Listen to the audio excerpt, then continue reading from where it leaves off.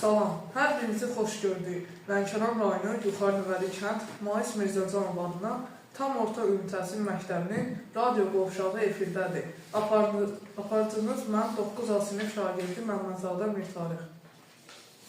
Və mən 7B sinif şagirdi Rəhmətzadə Leyla. Bugün beynəlxalq mina xəbərdarlığı və mina aksiyasına yardım günü kimi qeyd olunur. Bununla əlaqədar olaraq Azərbaycan işğaldan azad edilmiş ərazilərinin Ermənistan tərəfindən kütləvi minalanması və Ermənistan hökumətinin bölgənin təhlükəsizliyini təmin etmək üçün mina yerləri ilə bağlı məlumatı bölüşməkdən imtina etməsindən qaynaqlanan təhlükə ilə bağlı ciddi narahatlığını bir daha bəyan edir. Azərbaycan azad edilmiş ərazilərinin kütləvi minalanması problemi ilə üzləşmişdir.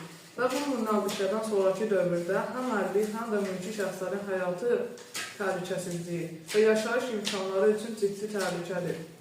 Azərbaycanın beynəlxalq səviyyədə tanınmış ərazilərinin təxminən 30 illik işğalı dövründə Ermənistanın bu ərazilərlə məqsədli şəkildə minalar yerləşdirilməsi Azərbaycan hərbiçiləri və mülki vətəndaşlar arasında çox sayda itkiyə səbəb olmuşdur.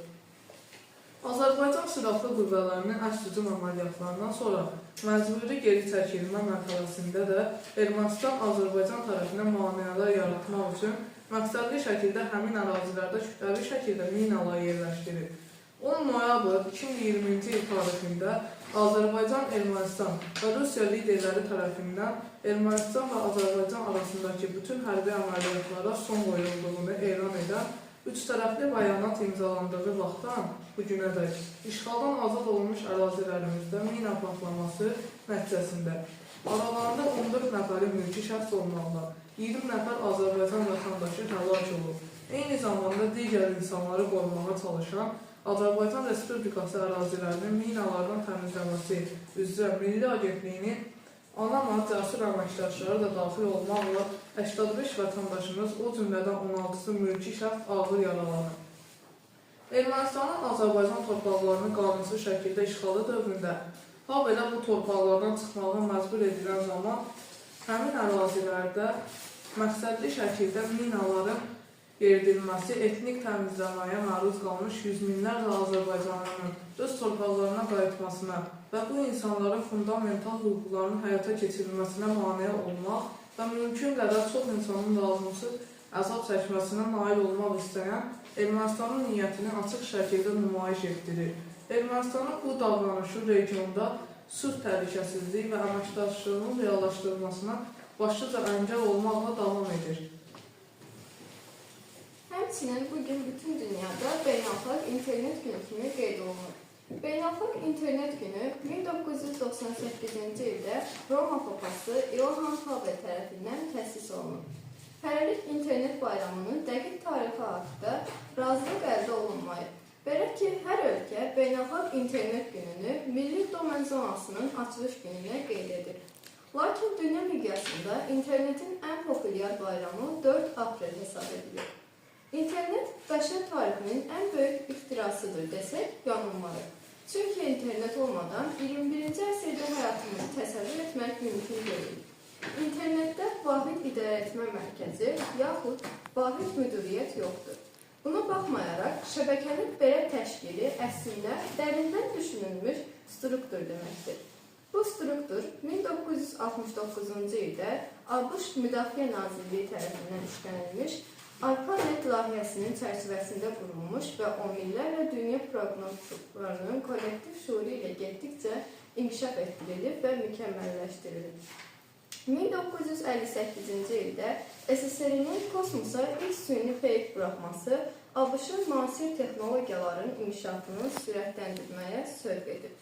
Bu məqsədlə yaradılmış xüsusi tədqiqat obyektləri olan Daraba yerüstü məlumatın örtülməsinin sürətləndirilməsi yönündən tədqiqatlara başlayıb.